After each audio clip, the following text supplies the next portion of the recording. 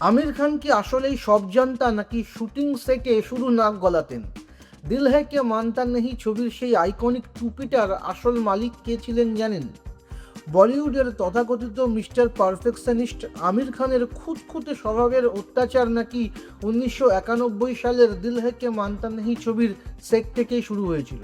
এই ছবির হিরোইন পূজা ভাট সম্প্রতি এক সাক্ষাৎকারে হাড়ি হাঁটে ভেঙেছেন।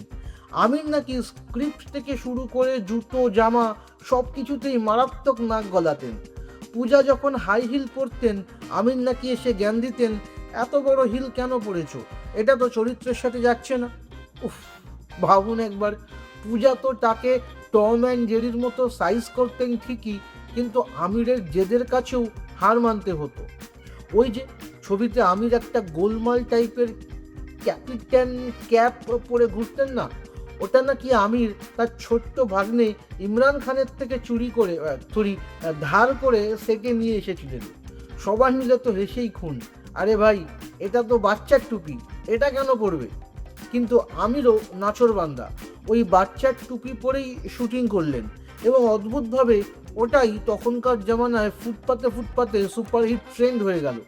ইন্টারভিউয়ার যখন কায়দা করে জিজ্ঞেস করছেন, তা আমির কি আপনার প্রেমে মজেছিলেন, পূজা তখন হেসে কুটোপাটি হয়ে বললেন, ক্যামেরা যখন চলতো আমরা তো একে অপরের প্রেমে হাবুডুবু খেতাম, দারুণ কেমিস্ট্রি ছিল।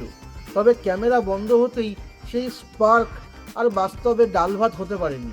মানে আমিরবাবু তখন ডিরেক্টরের রোমান্টিক ডায়লগ পারফেক্টলি দিলেও অফ ক্যামেরা রিয়েল লাইফ রোম্যান্সটা আর পারফেক্টলি নামাতে পারেননি পূজার সঙ্গে। সিনেমার সেটে সহ অভিনেতার এরকম অতি আগ্রহকে আপনারা পারফেকশনিজম বলবেন, নাকি নাক গলানো স্বভাব? কি মনে হয় আপনাদের? কমেন্ট করুন। আপনার নিজের জন্য বা নিজের ব্যবসার জন্য পার্সোনাল বা বিজনেস ওয়েবসাইট তৈরি করতে চান, অথবা তৈরি করতে চান আধুনিক মোবাইল অ্যাপ, কোথায় যোগাযোগ করবেন, কিভাবে শুরু করবেন বুঝতে পারছেন না? যোগাযোগ করুন নিচে দেওয়া ফোন নাম্বারে। আপনার সমস্ত প্রশ্নের উত্তর পাবেন এখানেই।